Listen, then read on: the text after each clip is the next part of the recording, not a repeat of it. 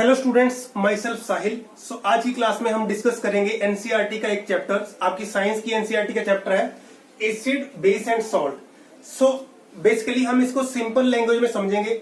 Acid क्या है आपका? बेसिकली देखो, जो भी आपका सब्सटेंस सोल्यूशन में टूट के H पॉजिटिव आयन दे दे वो आपका एसिड है। जो आपका बेस है, अगर वो OH नेगेटिव, बेस आपका सोल्यूशन में टूट के OH नेगेटिव आयन देगा, जो H पॉजिटिव आयन देगा वो एसिड है, जो OH नेगेटिव आयन देगा सोल्यूशन में टूट के वो आपका बेस है। और भी काफी सारे तरीके हैं हम इसको जानने के। जैसे हमारे पास इंडिकेटर्स होते हैं, जैसे एक हमारे पास लिटमस पेपर इंडिकेटर है, तो हम उससे पता लगा सकते हैं कि ये एसिड है या ये बेस है। जो आपका एसिड है वो आपका blue litmus to red litmus convert कर देगा। बेस के केस में इससे उल्टा रहेगा, बेस आपका रेड लिटमस टू ब्लू कर देगा कन्वर्ट। इसके अलावा हमारे पास और भी काफी सारी इनकी प्रॉपर्टी है। जैसे एसिड है वो बेसिकली बाय नेचर वो आपका सोर रहेगा, वो आपका खट्टा होता है। जो आपका बेस है वो बिटर रहेगा, वो कोड़ा होगा। तो ये तो हो गए इनके डिफरेंसेस। कुछ ऐसी सिमिलैरिटी भी होगी इनमें। तो सिमिलैरिटी ये है कि जो आपका एसिडिक और बेसिक सोल्यूशन है, बेसिकली वो दोनों के दोनों आपके इलेक्ट्रिसिटी कंडक्ट करते हैं। तो हमने डिफरेंस भी देख लिया और सिमिलैरिटी भी देख ली।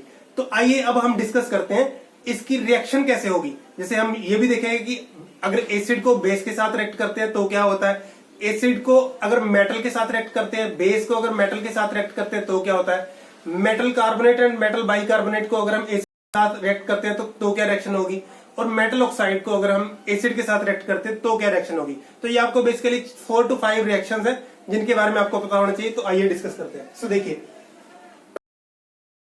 Will give you salt plus hydrogen gas. अब सिंपल, पहले ये आपको चीज अगर आपको पता रहेगी तो आप इजीली क्वेश्चन को अटेम्प्ट कर पाओगे। सिर्फ पहले आप इसको याद करिए, फिर आप अलग अलग इनमें एग्जांपल आएंगी, उनको आप बाद में देख सकते हैं। पहले आप ये समझिए कि अगर एसिड को हम मेटल के साथ रिएक्ट करेंगे, salt plus hydrogen gas release होगा। बेस को अगर आप मेटल के साथ रिएक्ट करोगे तो भी salt plus hydrogen gas release होगी। सेकेंड है, अगर एसिड को हम इन दोनों को अगर आपस में रिएक्ट कर देंगे तो बेसिकली सॉल्ट प्लस वाटर, तो न्यूट्रलाइजेशन रिएक्शन हो जाएगी। आपका सॉल्ट एक प्रोडक्ट बनेगा। अगर हम आपको ये भी क्वेश्चन पूछ सकते हैं कि सॉल्ट को कैसे बनाएंगे हम, का सॉल्ट बन जाएगा। सॉल्ट की एक बड़ी अच्छी सी एग्जांपल NaCl, आपकी रॉक सॉल्ट की एक बहुत अच्छी एग्जांपल है। एसिड की हमारे पास एग्जांपल जैसे HCl सल्फ्यूरिक एसिड। बेस की एग्जांपल NaOH, KOH, मतलब सोडियम हाइड्रोक्साइड प्रोडक्ट। ये मैं आपको, क्योंकि वो बेसिक है बिल्कुल, वो आपने 7th 8th की एनसीईआरटी में पढ़ा होगा। अभी हम 10th क्लास की एनसीईआरटी का चैप्टर पढ़ रहे हैं, इसलिए मैं वो आपको मतलब बिल्कुल फॉर्मूले टाइप चीजें नहीं बताई है मैंने। ये थोड़ा अब प्लस 1 प्लस 2 में जाओगे तो इससे भी एडवांस लेवल होगा। तो इसलिए हम एक मीडियम लेवल का कर रहे हैं। आपको ये पता होना चाहिए। अब इसके बाद अगली रिएक्शन आ जाओ। मेटल कार्बोनेट को अगर हम एसिड के साथ बनेगा ही बनेगा, वाटर भी रिलीज होगी साथ में। तो ये आपको पता होना चाहिए, salt plus carbon dioxide plus water. अगर मेटल ऑक्साइड प्लस एसिड को रिएक्ट कर प्लस वाटर रिलीज होगा। तो ये रिएक्शन एसिड और बेस की आपस में रिएक्शन भी यही है। और ध्यान रखना, मेटल ऑक्साइड प्लस एसिड की अब प्रोडक्ट आपका सेम रहेगा, सॉल्ट प्लस वाटर। इनमें कंफ्यूज नहीं होना है। तो आपको ये तो रिएक्शंस भी आपने समझ ली। अब इसके चैप्टर में आता है वो इसके लिए है कि हम ये कैसे पता लगाएंगे कि कौन सा एसिड आपका ज्यादा स्ट्रॉन्ग है या कौन सा एसिड आपका वीक है, कौन सा बेस आपका ज्यादा स्ट्रॉन्ग है या कौन सा बेस आपका वीक है। उसके लिए हमारे पास क्या है, आप मेरे हैंड की मूवमेंट देखिए। बेसिकली हमारे पास एक पीएच स्केल इंडिकेटर होता है जिसकी वैल्यू 0, ये अगर 0 है तो 0 से लेके 14 तक रहेगी स्केल की वैल्यू। तो बीच में कहीं 7 भी होगा। जो जिस भी सब्सटेंस की वैल्यू 7 होगी वो बेसिकली आपका न्यूट्रल रहेगा। जैसे वाटर और जो आपका ब्लड है वो थोड़ा सा न्यूट्रल से अप होते हैं, वो थोड़ा आप ये कह सकते हो कि एसिड बेसिक नेचर के होते हैं। 7.4 वैल्यू रहेगी आपकी। तो 0 से लेके जो 7 तक की वैल्यू है, 0 से लेके जो 7 तक की वैल्यू है वो आपकी एसिडिक नेचर को शो करेगी।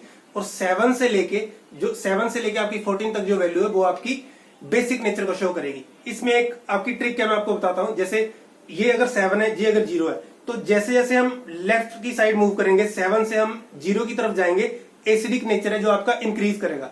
एग्जाम्पल, अगर किसी सब्सटेंस की एसिडिक वैल्यू है 3 और किसी की है 1, तो आपका 1 वाला जो है वो ज्यादा एसिडिक होगा। अब बेसिक नेचर में क्या है, अब बेसिक नेचर में हम इधर वाली साइड मूव करेंगे। किसी की सपोज करो वैल्यू है 8 और किसी की वैल्यू है किसी बेस की वैल्यू है 10 पीएच स्केल के ऊपर, तो जो 10 वाला है वो ज्यादा बेसिक होगा। तो एसिडिक वाले केस में आपका लेफ्ट वाली साइड एसिडिक नेचर इंक्रीज होगा और बेसिक वाली साइड आपका राइट वाली साइड आपका बेसिक नेचर इंक्रीज होगा। ये ट्रिक है जो आपको पता होनी चाहिए। अब इसके अलावा आपको जैसे अगर आप इसके अगला जो चैप्टर में पार्ट डिस्कस किया है वो बेसिकली आपका सॉल्ट्स के बारे में है। सॉल्ट्स के बारे में आपको कुछ कुछ फॉर्मूले वो आपको पता होने चाहिए, जैसे कि आपका प्लास्टर ऑफ पेरिस का क्या फॉर्मूला है, बेकिंग सोडा, वॉशिंग सोडा, कुछ 3-4 फॉर्मूले हैं वो आपको पता होने चाहिए। सो वो आप देख सकते हो, उनकी एक एक रिएक्शन है, क्योंकि अभी हमारे पास इतना हम प्रॉपर क्लास तो ले नहीं रहे, एक डेमो क्लास है, तो उसमें मैंने उतना ही डिस्कस करा था कि हमने एक चैप्टर को 4-5 मिनट्स की वीडियो में कवर करना था, इसलिए मेरी भी लिमिटेशन थी। सो अगर पूरी क्लास में आप इस चैप्टर को मेरी पूरी क्लास में भी देख सकते हो। सो एक बेसिक लेवल की इंफॉर्मेशन हमने डिस्कस कर ली है, इसके अगली वाली इंफॉर्मेशन हम नेक्स्ट क्लास में देखेंगे। So thank you students.